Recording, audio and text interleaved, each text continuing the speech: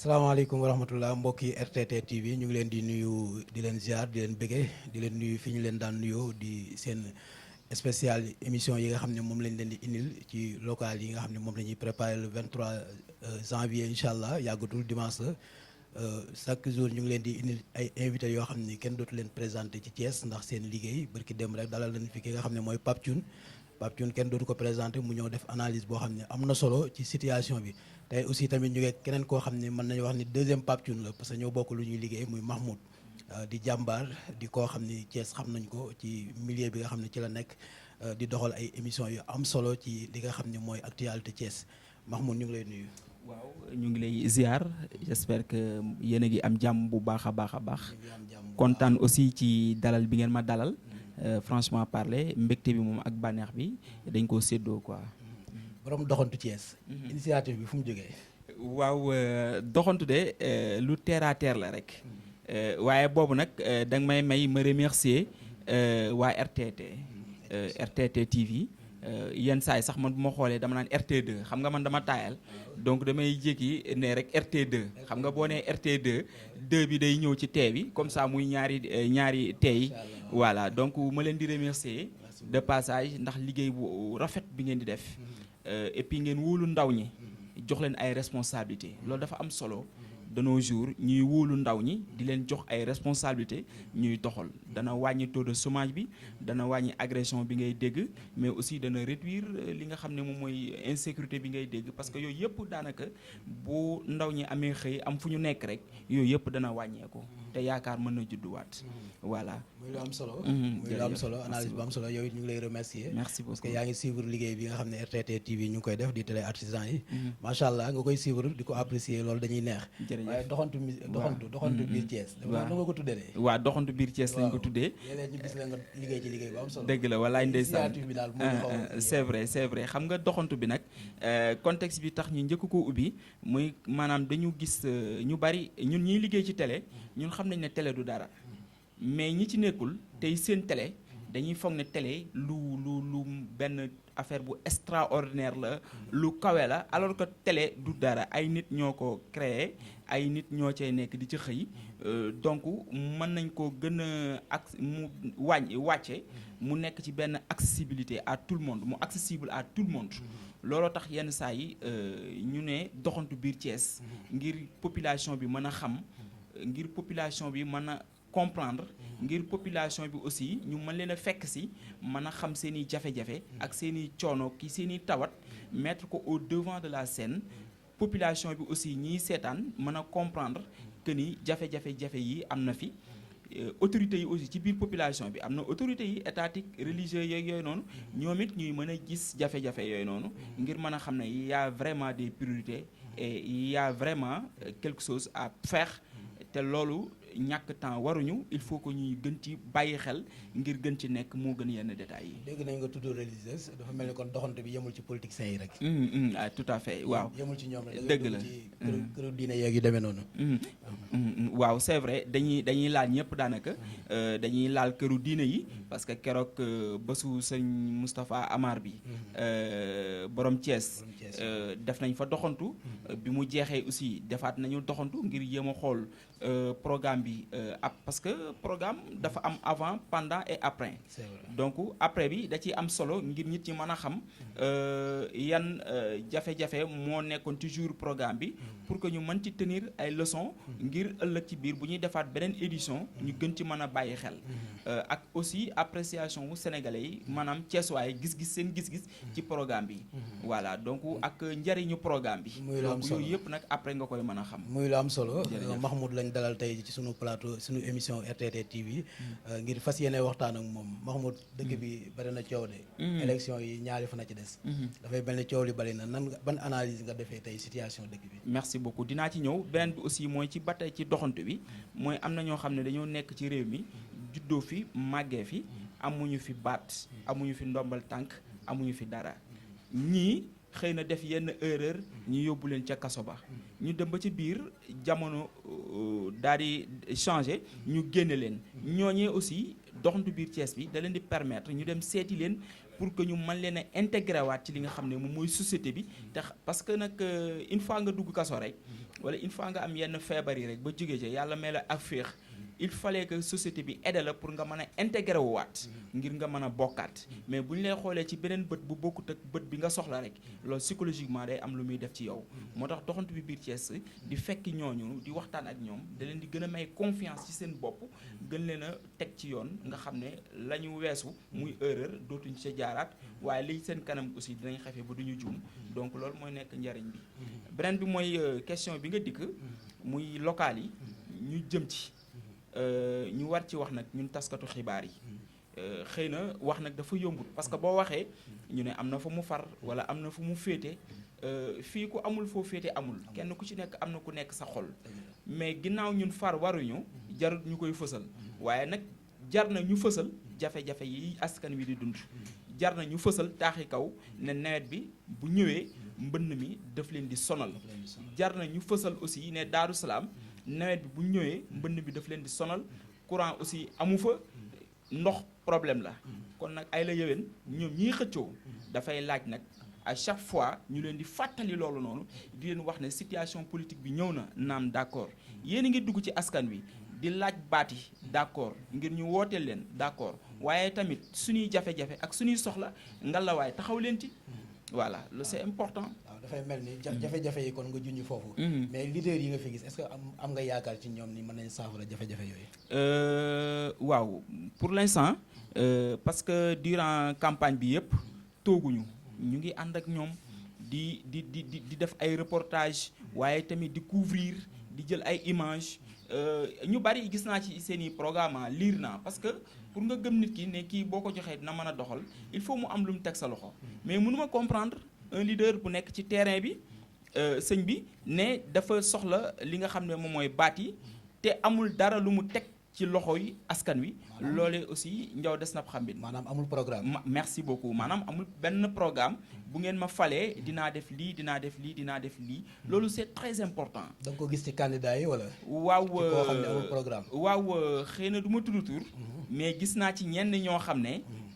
li ñuy politiquer wala li ñuy campagner mooy topp ci turu diw di ko ŋaññi guddi ak bëccëg fu ñu dem ne duma seen moroom man am naa lii man am naa lii am naa telle connaissance fii bu ngeen ma falee dinaa dem fii dinaa indi lii ñi fi nekk xamuñu dara loolu pour man taxul ñu fal la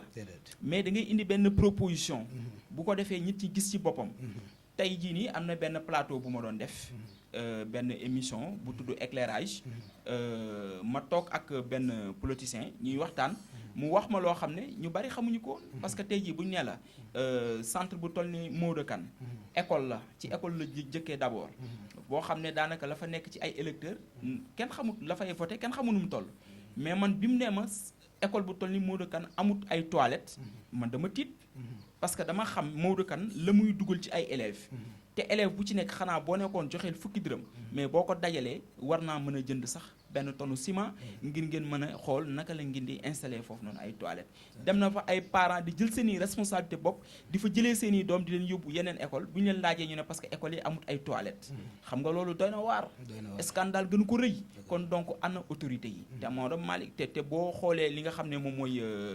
fële na la ci Cité Lamine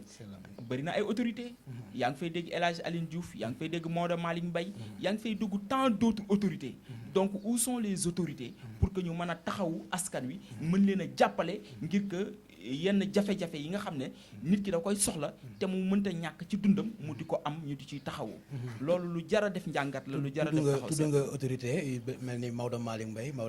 xam nañ ko ci Thiès des fois ñu dégg mu lim ay action sociale yoo xam ne mu ngi koy def da nga gis ni kon foofu moom am na lu mu fa war a def te defu ko kon dama jàpp ne xam nga nag daanu dajul suuf te kenn mënul mate lépp mais li ma ci mën a wax mooy que ni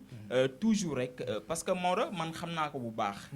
yàgg na def dimbali askan wi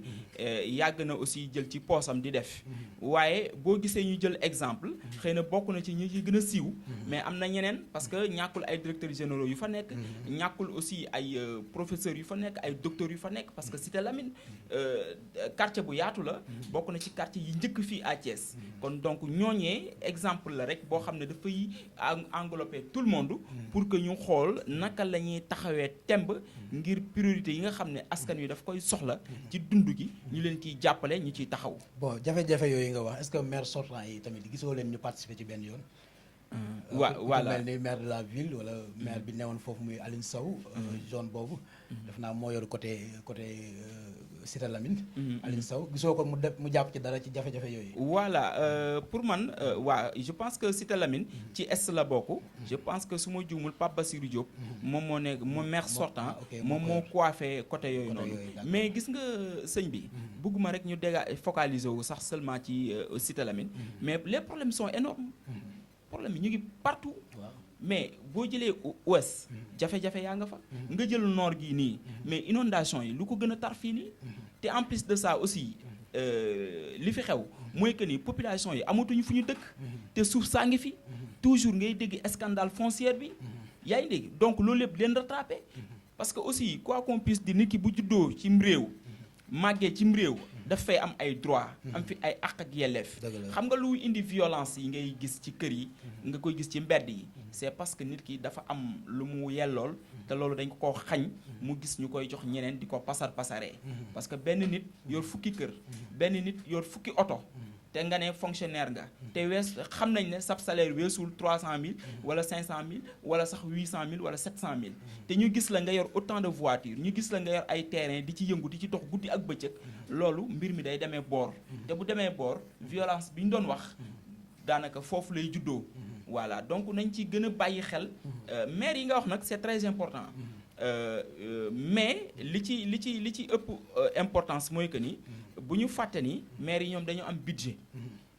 yi ñii ñu ngi tourné ñii nee nañ ñu ngi tourné entre 300 millions ñii nee nañ entre 450 millions wala 425 millions mais qu'importe ak lu mën a am volonté bi moom moo ci am solo nit ki d'abord da ngay wane ni dañ la fal te li ñu la fal dañ la yaakaar te ñi la yaakaar ay nit lañ ni yow waaye dañu laa jiital pour man loolu rek doy na li nga xam ne moom mooy coono am na ci kenn ci saxaaba yi sëñ bi ñu ko doon wax Umar daan na tëdd ba guddi yeewu def ay tànk maskawu di dox di xool biir ñi mu jiite ci jamono yu nguuram di déglu seeni jafe-jafe kenn doowu ko nettali mais moom moo daan dox ngir mën a xam lan moo xew ci biir dëkk bi daawut nelaw guddi bi ko soxnaam laajee lu xew mu ne ko ki ñu dénk te ñi la dénk ñëpp yaakaar la yàlla di la seetaan di la xool nooy mujjeek ñoom yaakaar naa ne loolu boo nelawee guddi doo nit parce que nag ki ñu dénk ne yow yaa ñu jiitu ki boppam metti yow yaa gàddu responsabilité am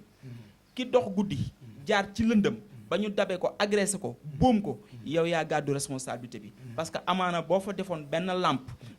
boobu mën na leeral ba saay-saay bi bu la séenee ngay dem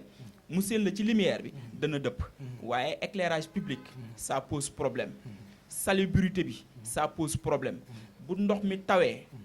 mbalit mi dugg ci biir kër yi nga feebar yu bon yi di dugg ci biir kër yi te loolu pour man laajul yenn alal yi pour mën ko defar mais budget boobu noonu nu mu toll ku ne na kenn ku ci nekk ñam gis sa bopp mbalit mi lu ko fiy jëlee jafewul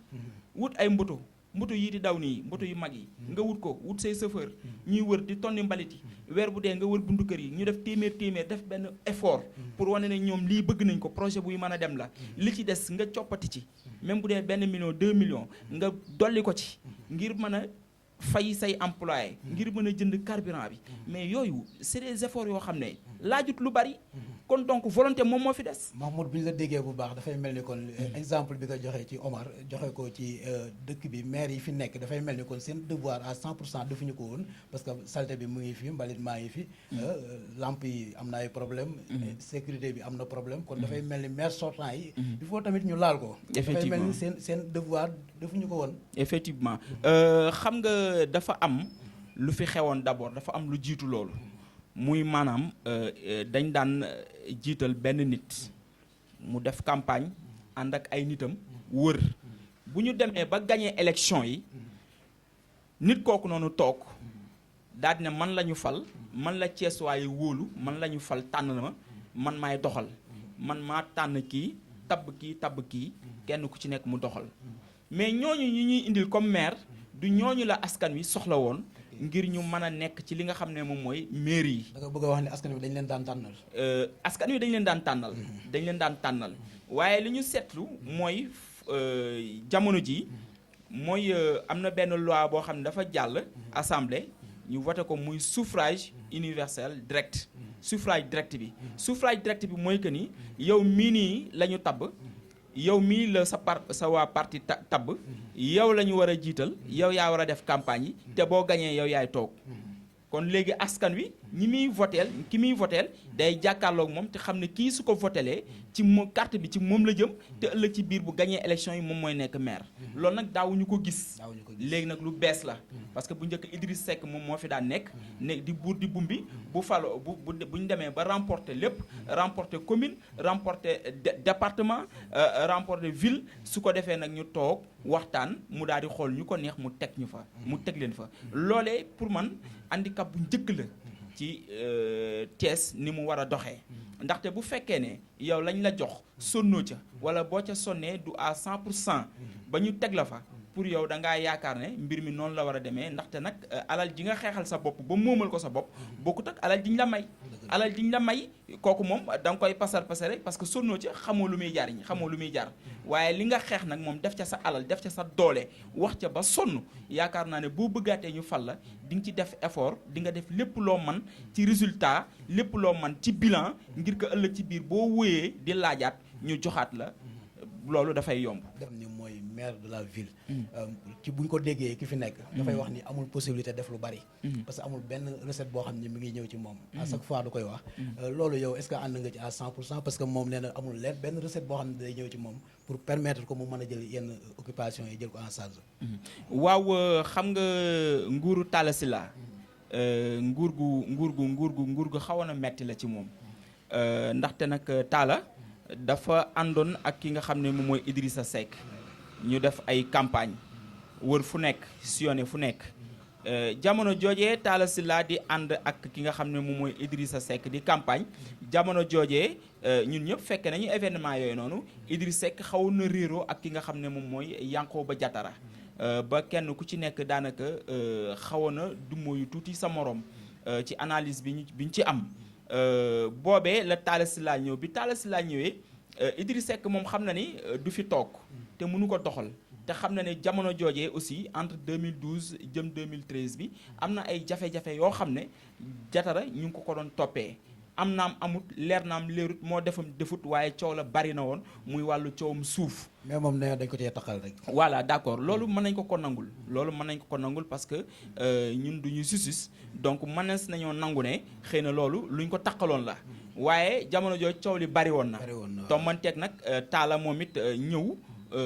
bokk li nga xam ne biir réew mi ñii nee nañ jënd na carte de membre ñii nee nañ musul jënd carte de membre en tout cas lépp cyber campus la xewe woon ci en présence su Pape Bassirou Diop mi ngay dégg ak ki nga xam ne moom mooy Yankhoba Diattara mu ngi toog mais aussi Idriss Seck mu ngi toog jour boobu la ñu fa toog cyber campus waxtaan fa lañ fay waxtaan ba ñu génnee it lañ ca war la woon yëpp Idriss Seck def na ko waaye dañuy dem ba ci biir ñu gis ne mbir maa ngi changé mooy maanaam Talla amul facilité pour mën a liggéey Talla amul facilité pour mën a jot fi koppar yi nekk pour mën a wóyal li nga xam ne moom mooy liggéeyam ndaxte xëy na jox nañ ko jiital nañ ko waaye tamit li ci ëpp li ci suuf à la base waa réew mi ñoom ñoo ko yor réeroo gi di am malentendu bi am ba Talla décidé ànd ak nguur àndam ak nguur nag ñu mën koo analyser ci nu ne waaye bi ma ci gën a neex mooy que ni bi mu àndee ak nguur xefe na ba lëkkaloog nguur xefe na ba lépp lu nguur di séddale am nañ ci ndaxte bu ñu nee li nga xam ne mooy lampadaire yi jot nañ ci même bu dee daanu dayu suuf bariwut jot nañ ci bu ñu nee Promoville jot nañ ci. waaw mais lampadaire yi aussi tamit il faut ñu taxaw ci parce que ñu bari nee nañ da ko def fi ko neex rek. dafa xool fi nga xam ne fa la ay nitam nekk aussi mu def ko ñu bari wax nañ loolu. d'accord xam nga loolu man dama koy valider. man bu ñu nee ma def nañ ko fu ko neex. xëy na man it dama ci am sentiment bu mel noonu. parce que ñun it ñu ngi yeewoo fële ci li nga xam ne moom mooy Thiès Est. waaye tamit Thiès Est je pense que amut lenn lu ko gën a soxla ci li nga xam ne moom mooy lampadaire yi. waaye ba ma tourné gis naa ne daal néew nañ fa ay ruq yoo xam ne lamp ya am na fa te pour man aujourd'hui lampadaire yi ba mu ñëwee war nañ ko def lu fu mel ni ci ruq yi nga xam ne dañuy jàpp ne fii danger la agression yi daf fi bari ñu jéem koo investir foofu noonu waaye bu fekkee dañ ko jël jàppee ko comme ay décor def ko ci ville bi pour que ku romb ñu xam ne lampadaire yaa ngi fi mu ngi tàkk guddi ak bëccëg lii rafet na pour man loolu nekkutoon utilité lampadaire yi mais utilité lampadaire yi dafa war na nekk loo xam ne lutte contre l'insécurité ak lutte contre maanaam wàllu éclairage public bi ci loolu la lampadaire yi waroon a tax a jóg donc côté boobu noonu je pense que ci côté gestion distribution bi là ça pose problème. ça pose problème. dafay mel ni kon analyse bu am solo la. tey jii bu fekkante ni jàngatal nga ñu candidat yi. candidat yi fi ne nii ñi xëccoo ville bi bari na. tey jii boo ñu doon defal analyse. Yankhoba Diattara nekkoon na fi ba jógee fi ñu teg fi ki nga xam ne mooy maire Talla Sylla tey Yankhoba mu ngi laajaat. en même temps ñoom Thierno Alassane Sall ak ñeneen ñu ngi laajaat. tey jii boo ma doon defal analyse bi ki nga xam ne mooy meilleur profil. kan nga may dégtal tey. waaw foofu noonu dama fay sawar a tontu ndaxte boo gisee mbir mi ni mu demee xam nga bi xëccoo bi jollee danaa nekk maire du ma nekk maire taxawee Idrissa Seck ak Macky Sall waxtaan nañu ñoom ñaar dong nga xam li ñuy waxtaan keneen ku ci wax dëgër fi dong nga ngay tax man jéem naa gauche jéem naa droite lëkkaloo nag sama xarit yi ma am ci état beeg ñoom ñëpp waaye ñoom sax maîtriser wuñu relation réellement entre Idrissa Seck ak Macky Sall. mais liñ ci dégg mooy. voilà après Macky da koy jox loolu lañ ci dégg. non xam nga liñ ci dégg xam nga non loolu xam nga du ma ko valider parce que xam nga loolu luñ ci dégg la. man ma dégg ko. mais amul kenn ku mën a taxaw waat ne. Macky Sall loolu la ko wax. parce que Idi waxul. Macky Sall waxut. waaye beneen analyse bi ma ci def mooy que ni. xëccoo bi bari na ci seen biir. waaye dafa fekkoon APR amoon ay projet am dafa fekkoon Benno Bokk Yaakaar amoon ay projet am ci la ñuy waxtaan ñu juboo ñoom ñaar ci lañ dugg projet APR yooyu yëpp dafa mujj naxsaay bi réew mi duggee dafa faussé bilan APR fii ci Thiès te loolu dafa feeñ ci campagne yi ndaxte dafa fekkoon kenn ku ci nekk am say ambition Siré Dia amoon ambition wu jiite ville bi honorable député Abdou Mbow amoon ambition jiite est bi Maodo Malick Mbaye amoon ay ambition jiite est bi wala département bi wala sax ville bi. ba ci ville bi waaye. Ablaye Dieye aussi amoon ambition jiite est bi. Habib Niang amoon ambition jiite nord. Moulay Diop amoon ambition jiite nord. donc yooyu yëpp docteur Ndiaye Pape Amadou Ndiaye amoon ambition jiite ouest. donc loolu la waa APRIS yi doon schéma. ni ñu nekkal aussi muy seen militants yi di leen ci jàppale. mais bi ñu demee ba li nga xam ne daanaka Idrissa Seck dugg si na. mburoog soo am na. carte gi dafa jaxasoo. léegi nag bi carte gi jaxasoowee mu am ay schéma yu am ci biir. am na koo xam ne tuddoo turam sànq ci analyse bi. te il devient réalité. te dafa am sens te kenn mënatut a wax fii à Thiès génn fi turam muy léegi Ablaye Dieye. voilà mouvement Siggi jot na. mouvement Siggi jot na. xam nga aujourd'hui ñu bari dañuy gis Siggi jot na nii. ne voilà dafa jéggi kàddu respecté wul luñ ko wax respecté wul parti bi mais sëñ bi gars yi dañuy gaaw a fàtte sëñ bi Ablaye Dieye xaw ma ko sax nag xaw ma Ablaye Dieye am na ñoo xam ne xëy na ay nitam xam naa leen mais sëñ bi Ablaye Dieye dafa yàgg muñ ci politique Ablaye Dieye ba mu duggee léegi mësuta am poste xëy na nag am na ay opportunité wala ay avantage ci biir nguur gi parce que nguur boo nekkee ak moom xëy na mën nga am ay marché wala mën nga am benn agenda wala benn répertoire bu riche mais amul benn poste bu Ablaye Dieye mës a bénéficier wu ci politique boole kook Ablaye Dieye analyse bi ñu ci mën a def mooy que ni souvent dañ ko daan nëbb jant bi donc tey jii nii Ablaye Dieye dafa jël destin en main xëy na da daan politique mais mu ngi door a dugg ci histoire politique lu tax pour plusieurs raisons parce que gis nañu ne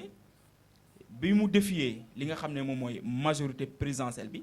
bari na coow gars yi ne day doon day xaru ñu bari ànd ci ne Abdoulaye Dièye dafay xaru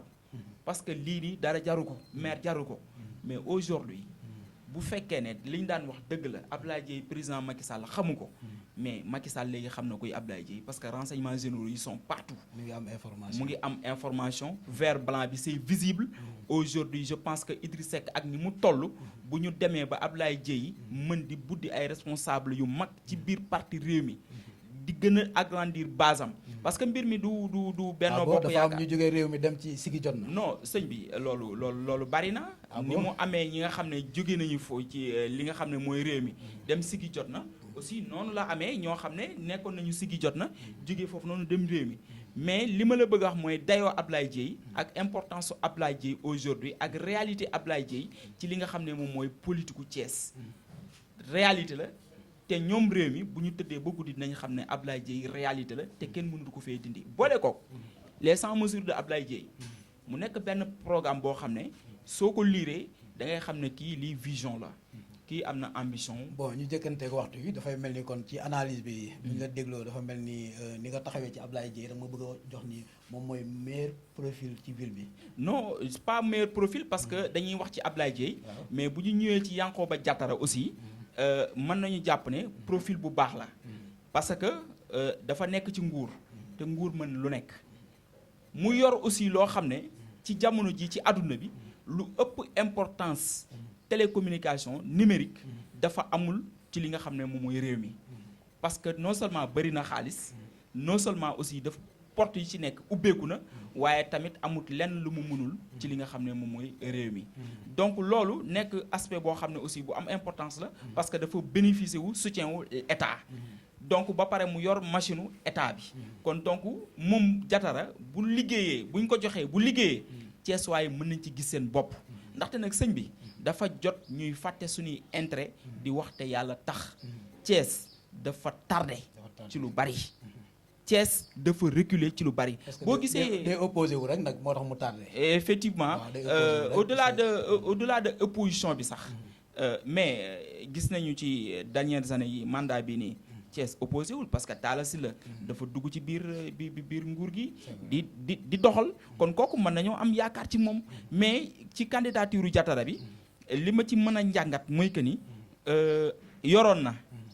amoon na ay erreur yu fi jot a am. te xam naa ne rëccu na kon buñ ko joxaatee mën na liggéey te mën na sellal te mën na am équipe bu wóor boo xam ne avertir nañ leen ba pare ci yenn yi kon donc mën na éviter yenn yi pour que mu mën a góorgóorlu mën a liggéey te beneen bi mooy que ni c'est très important bu ko yoree il a intérêt à travailler parce que Diattara jeune la xale bu ndaw la demagul fenn l'avenir est devant lui kon donc aujourd'hui boo nekkee jeune ñu jox la mairie bu mel ni mairie bu Thiès nga war ko téye mais boo liggéeyee mais da ngay am oraawu premier ministre boo liggéeyee da ngay war a mën a dem directement élection présidentielle yi di ñëw mais mën nga bokk parce que Idriss Seck quoi qu'on puisse dire aujourd'hui mais mu ngi jëm mag quoi qu'on puisse dire aujourd'hui mu ngi préparer relais kon donc pourquoi pas Diattara aujourd'hui mën na ñëw imposer wu mais bañ rek yamale ko ci làmmañ waaye tamit taxaw jël intérêt Thiessois yi def ko ci kanam dox ci wax ci guddi ak bëccëg bu ko defee moom aujourd'hui lu ñuy xëccoo ëllëg ci biir moom day mën a tàpp ci taal bi day bokk parce que day liggéey. muy lu am solo analyse bu am solo dafa mel ni junj nañu ay profil waaye jox nañu aussi tamit ay raisons yoo xam ne war nañ ci mën a téye. Mahmoud macha allah analyse bi am na solo ñu ngi ci mujjanteelu émission bi. des fois nag élection bu accès fii. nit ñi dañuy tiit. xalaat violence. xalaat jeunesse bi xalaat ñu sàcc élection ak yu demee noonu tey jii ban message nga ciy lancé ñi nga xam ne ñooy autorités yi waaye ñi nga xam ne ñooy leaders yi waaye ñi nga xam ne aussi tamit ñooy électeurs yi ñi nga xam ne ñooy voté yi ban message ngay lancé effectivement am na benn baat boo wax boobu moom mënatut a nekk ci Sénégal muy sàcc élection sàcc élection mënatut a nekk fii ci li nga xam ne mooy fi réew mi toll beneen bi mooy 17 heures mbaa 18 heures mën nga xam tendance yi kii gagné ak ku dul gagné kon donc foofu la réew mi toll violence bi nag li ëpp li koy indi mooy ci biir leader yi am na ci ñoo xam ne dañuy bàyyi ba kët ne jon ñu ñëw indi seen xaalis bu bari tuur ko ay jeunes maanaam agent de conscience bi dugg ñu leen di monter ci ñeneen mais man dama yaakaar ne bu fekkee ne am nga loo mën wala am nga loo xam wala wóolu nga sa xam-xam wóolu nga sa mbooloo violence jarut mu fay am mën ngaa dugg biir R100 taxaw fa def sa caravane taxaw wax li ngay wax avancé fekk cokkaasante du am dara du am waaye li ci ëpp ñuy indi violence bi du ñenn lu dul ñi nga xam ne amuñu mbooloo waaye tamit bëgg nañoo dox ci mentalité ceesuwaay yi ngir bëgg a indi ay fitna créer ay fitna indi ay yoo xam ne yu kenn xamut la loolu dañ ciy lancer message jeunesse bi ñoom ñooy responsable parce que pour man nit ki du bàyyi ba élection jot mu ñëw ak xaalisam bëgg la ne kaay ànd ak man ma lay jox journée 2000 3000 demee yuuxuloo di ma saagaloo yow jeune bi nga di ko nangu mara naan taxuta naan potit problème yi daf fee nekk ba jafe-jafe yi am fi ba jafe-jafe yooyu romb la dal na la wutal saafara yu ngi koy saafara yi ngi koy saafara du lenn lu dul xoolal ki nga yaakaar ne moom moo gën nga am sa fulaak sa fayda lu la waaye jox lekkal daf la ko may du corruption parce que c'est entre nous da nga toog ne ma da nga soxla lii digal ma benn affaire may la defal ma lii nga defal ma ko mais nag loolu bokkut ak voter dara voter sa propre conscience la da nga wéet ci urne yi da nga wéet ci li nga xam ne mooy yow ak yàlla nga jàpp ne kii ci sama biir xol de moom laa jàpp ne moom buñ ko joxee war na mën a doxal ma votel kooku noonu génn dem sama yoon kon donc violence bi moom jeunesse bi la ñuy ci lancer message ne leen bu leen kenn yuuxuloo bu leen kenn saagaloo bu leen kenn defloo leneen bu leen kenn teppiloo affiche yu jàmbur bu leen kenn teppiloo banderole jàmbur bu leen kenn sàndiloo xeer waaw c'est à éviter. muy lu am solo Mahmoud am nañu mbégte lool ci jotaay bi nga xam ne def nañ ko ak yow muy waxtaan wu am solo macha allah nga génne fi aussi xam-xam génne fi aussi message yoo xam ne am na solo surtout fi nga xam ne fi lañ toll tey muy bis yu mujj yi ñaari fan a ci des mën nañu wax ni tey 0 heure la élection yi campagne bi jeex suba ñu noppalu ginnaaw suba ñu dem voté ji nga joxe message bu mel nii dafay mel ni am na solo dafay dañ lay bàyyi rek nga def sa kàddu gu mujj nga defee ñu tëj émission bi incha allah. voilà sant yàlla rek daanaka kontaan trop ci li nga xam ne moom mooy invitation bi ngeen ma def ma nekk ndaw nekk ci yoon wi di góorgóorlu kon donc bu ñu gisee ñu mel ni ñu Mamadou Seck président Seck nga xam ne bokk na ci ñi ma dalal li nga xam ne moom mooy Sen 24 parce que dama jaar Thiès TV ma fa jaaree def fa benn 6 mois après ma daal di démissionner reculer ngir mën a saytuwaat waaye reculer aussi ngir mën a jàngaat ba mu fi jógee aussi ma jaar Sen 24 coow li mu fay bari at laa fa def donc bi ma génnee aussi ma daal di yor ci samay mbiri bopp nekk ci di góorgóorlu kon donc moom macha allah moom Seck mii nii fekkante nañu Sen 24 waaye musuma xoolee bët bu ñaaw musuma bun xatal musuma tiital musuma xoxatal donte sax yombumaa tiital yombumaa xoxatal yombumaa perturbé waaye moom na wax dëgg yàlla ku yàgg dalal sama xel la ku ma yàgg conseiller la ku ma yàgg orienté la moom Mamadou Seck mii nii moo tax lu mu am rek wala turam fu mu àgg rek mérite la te nag nekkoon naa Sen 24 waaye bëri na lu dox biir Sen 24 bëri na fu Sen 24 àgg bañ koy tudd moom Mamadou Seck la donc da cee joué rôle bu am solo ba pare nekk un homme de l'ombre bëriwul wax waaye noonu la réyee ay jëf voilà merci beaucoup merci beaucoup muy lu am solo loolu mooy kàddu yi nga xam ne moom la Mouhamed tàggatoo waaye muy kàddu yu am solo mu jaajëfal ki nga xam ne mooy jàmbaar sunu jàmbaar di président Mamadou Seck mi nga xam ne moo jiite tey teeru Thiès yi waaye ñëw ci programme bi mu indiloon regroupement bi muy taxawal li nga xam ne mooy télévision RTT TV di regroupement teer Thiès macha allah Mouhamed li ñu ko analyse bi mu ci def am na solo jaajëfal na ko aussi encouragé na ko waaye ñun tamit dugg nañ ci biir bu defee ñu ngi lay remercier yow tamit gis nañu sa liggéey gis nañu ni nga taxawoo li nga xam ne mooy actualité bi lu xew rek nga daw gaaw génn jox ñu ci information boo xam ne information de taille lay doon ñu ngi la ciy jaajëfal bu baax te di la ñaanal yoon wi ak jàmm bu defee merci beaucoup ñu ngi sant di gërëm ki nga xam ne moo nekkoon ci caméra bi di soxna Bintu macha allah di ko jaajëfal bu baax jërëjëf ci beneen émission incha allah.